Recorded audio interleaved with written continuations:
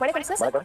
வணக்கம். விஜய் களத்துக்கு வந்தா பெரும் அளவுல கூட்டம் கூட்டிரும். அவரை கூட்டிட்டு போறதுதான் எங்களுக்கு பெரும் பாடு அப்படின்னு சொன்னீங்க. ஆனா இன்னைக்கு நீங்க எதிர்பார்த்த அளவுக்கு கூட்டம் வந்துதா? எங்க மாவட்ட செயலாளர்கள் செய்ய வேண்டிய வேலையை மாநகர போலீசாரே செஞ்சுட்டாங்க. 10 கிலோமீட்டர் 20 கிலோமீட்டர் அந்த பக்கமே எல்லா வண்டியும் அப்படியே நிறுத்தி ஆளுங்களை அவசர பண்ணி கழிவுபடுத்தீங்க. வாகனங்களையும் நீங்க அரசு வச்சுட்டாங்க. ஆயிரக்கணக்கான வாகனங்களை அந்தந்த இடத்துல நிறுத்தி யாருமே தகுந்த நேரத்துக்கு வர விடாம கடைசி வரைக்கும் வர விடாம பொறுமுயற்சி செஞ்சாங்க. அதையும் மீறி இறங்கி நடந்தே சேர்ந்தவர்கள் தான் நீங்க பார்க்கக்கூடிய கூட்டம். இந்த உருட்டல் மிரட்டல் எல்லாம் பயந்து நம்ம களத்தை பின்வாங்க போறது கிடையாது. இந்த எல்லா விதமான தடைகளையும் தாண்டி தான் இந்த தமிழக வெற்றி கிடைக்கும் சார்ந்த காவல் மரணங்களுக்கு எதிராக பாதிக்கப்பட்டவர்களுக்காக நம்ம இந்த ஒரு பெரிய போராட்டத்தை நடத்திருக்கோம்.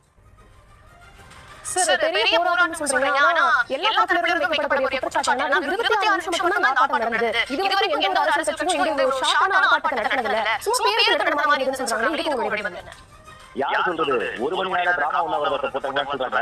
11 மணிக்குள்ள கட்டாயமான முறையில போராட்டத்தை முடிக்கணும்னு எழுதி சைன் வாங்கி அந்த அனுமதியை எங்களுக்கு கொடுத்தாங்க. 18 விதமான